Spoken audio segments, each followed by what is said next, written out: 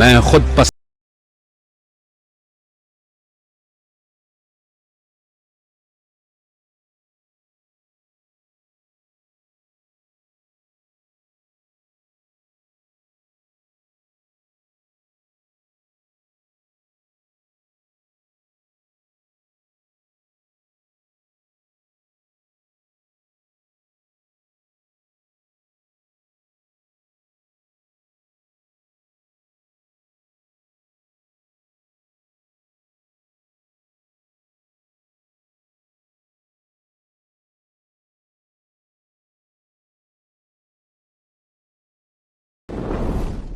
مسلم بن عقیل کا خط ملتے ہی امام عالی مقام حسین علیہ السلام نے کوفہ جانے کا ارادہ کیا۔ سفر سے پہلے امام حسین علیہ السلام نے اہل مکہ سے فرمایا، میں خود خواہی یا سیر و تفریح کے لیے مدینہ سے نہیں نکلا ہوں، اور نہ ہی میرے سفر کا مقصد فساد اور ظلم ہے، بلکہ میں اپنے نانا محمد صلی اللہ علیہ وسلم کی امت کی اصلاح کے لیے نکلا ہوں۔ میں لوگوں کو برائی سے روکنے اور نیکی کا حکم دینے کا ارادہ رکھتا ہوں۔ میں اپنے جد اور والد علی کی سیرت پر چلوں گا۔ جس وقت امام حسین کوفہ کے لیے روانہ ہونے لگے تو محمد بن حنفیہ، ابن عمر اور ابن عباس جیسے صحابہ اکرام نے آپ کو کوفہ جانے سے روکا۔ لہٰذا امام نے فرمایا، میں یہ جانتا ہوں کہ یقیناً میں قتل کر دیا جاؤں گا، اور خدا کی قسم میں اس روز کو بھی جانتا ہوں جس روز میرا قتل ہوگا، اور اپنے قاتل اور دفن ہونے کی جگہ کو بھی جانتا ہوں۔ خداوند عالم مجھے دشمنوں کے ظلم و ستم سے مقابلہ کرتے ہوئے مقتول اور شہید دیکھنا چاہتا ہے، اور جو کوئی میرے اس قافلے میں شامل ہوگا وہ کامیاب ہو جائے گا۔ ذوالحجہ 60 ہجری میں امام مظلوم حسین علیہ السلام نے احرام حج توڑ کر عمرہ انجام دیا اور مکہ سے روانگی کی تیاریاں مکمل کیں۔ اس مختصر سے قافلے میں آپ کے اہل بیت شامل تھے، جن میں آپ کے بیٹے، بھتیجے، بہنیں، عورتیں اور بچے کل 18 فرد تھے، اور آپ کے ساتھیوں اور اصحاب کو لے کر کل 72 فرد شامل تھے۔ مکہ سے کربلا کا فاصلہ تقریباً 1700 کلومیٹر ہے۔ اس زمانے میں یہ فاصلہ ایک مشکل اور تکلیف دہ راستہ تھا، جس پر جگہ بہ جگہ گرم تپتے صحرا، بنجر راستے اور بیابان تھے۔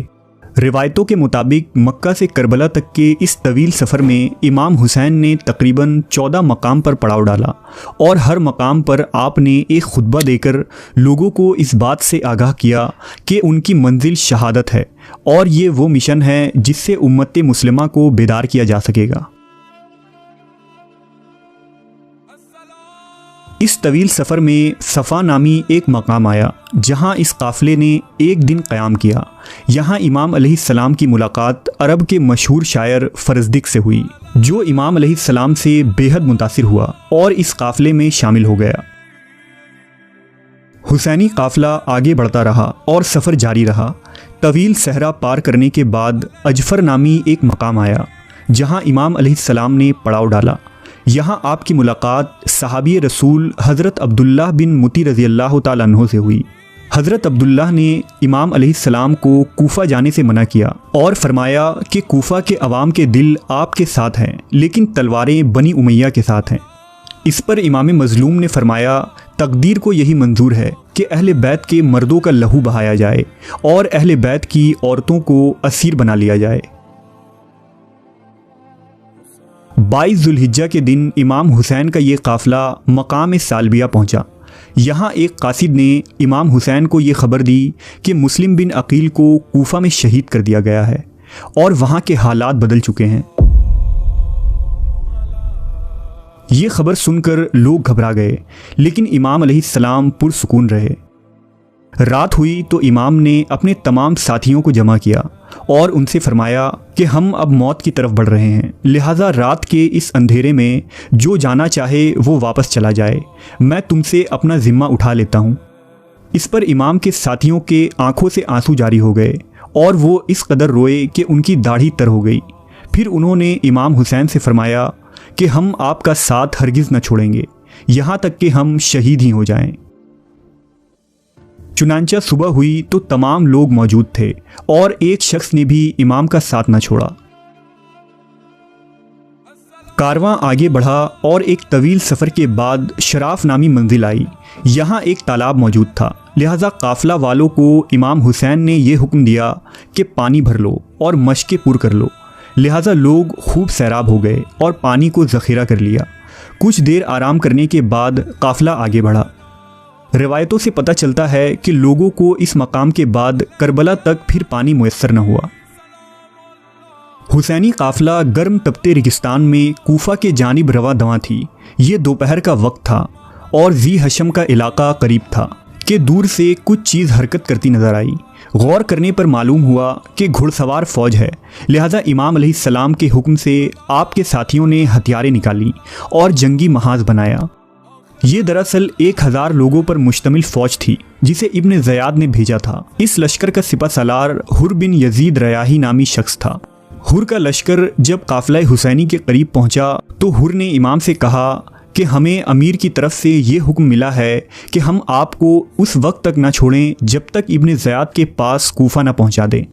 اس پر امام حسین نے فرمایا، اے لوگو، اللہ سے ڈرو، میں تمہارے پاس اس وقت تک نہیں آیا جب تک تمہارے خطوط مجھے نہیں ملے۔ وہ خطوط تمہارے ہی قاصدوں نے مجھ تک پہنچائی تھی۔ حر نے جواب دیا کہ ہمیں ان خطوط کے بارے میں کچھ خبر نہیں ہے۔ لہٰذا امام کے حکم سے آپ کے ایک ساتھی نے خطوط سے بھرے ہوئے 2 تھیلے لائے اور ان کے سامنے انڈیل دیے۔ حر نے کہا، خدا کی قسم، میں ان خطوط لکھنے والوں میں سے نہیں ہوں، لیکن مجھے حکم ہوا ہے کہ میں آپ کے ساتھ رہوں یہاں تک کہ آپ کو کوفہ پہنچا دوں۔ اس کے بعد امام نے اپنے ساتھیوں کو حکم دیا کہ سوار ہو جائیں اور قافلہ آگے بڑھا۔ حسینی قافلہ قادسیہ کے راستے سے بائیں جانب چل رہا تھا اور حر کا لشکر آپ کے ساتھ ساتھ چلتا جا رہا تھا۔ کچھ دور پہنچ کر امام علیہ السلام نے ایک خطبہ ارشاد فرمایا، اے لوگو، میرے نانا رسول اللہ صلی اللہ علیہ وسلم نے ارشاد فرمایا ہے کہ جو شخص کسی ایسے بادشاہ کو دیکھے جو اللہ کے حرام کو حلال سمجھے اور سنت کی مخالفت کرے اور لوگوں کے ساتھ ظلم کا معاملہ کرے، تو جو شخص بھی اس کی مخالفت نہ کرے گا اس کا ٹھکانہ اسی ظالم بادشاہ کے ساتھ دوزخ ہوگا۔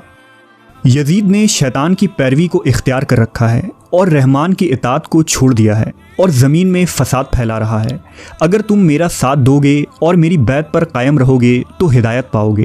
میں رسول اللہ کی لخت جگر فاطمہ کا بیٹا ہوں اور میری جان آپ لوگوں کی جانوں کے ساتھ ہے۔